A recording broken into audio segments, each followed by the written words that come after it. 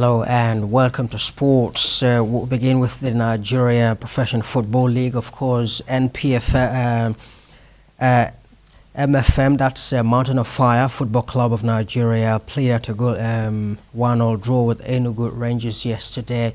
And elsewhere in the race for a Continental place finish, Rangers picked a point on the road. Kwara United came from behind to win at home. Akwa United were beaten Katsina and Remo Stars won in Ikenne. And of course, there was a bit of violence at the stadium yesterday where fans were angry over the draw.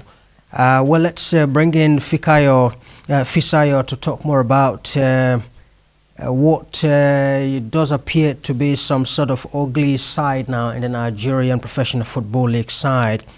Fisayo joins me live now. Fisayo, well, we had an incident yesterday where some officials of the game were attacked and all of that. Do you think that players, officials are very well protected in the Nigerian Professional Football League?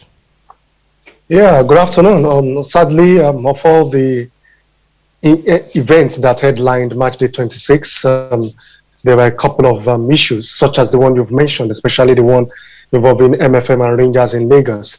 To answer your question straight away, I honestly do not think so.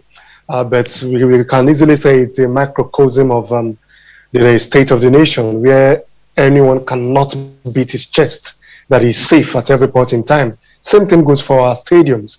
And it's a sad commentary, really, because we've had issues coming up to be recurring decimal these days, because especially when it comes to the business end of the season, teams want the results and they can go at any length if it doesn't come their way. So it's sad that at this point we're still discussing this, but it's just what it is. It is the state of how things are, I must say. All right, what do you think, in your opinion, can be done to forestall incidents like this in the future? I will suggest a holistic, change. If we just talk about punishing the erring clubs, I think this has always been done. Even currently this particular season, Kano Pillars, they had points deducted, like many people have been advocating for.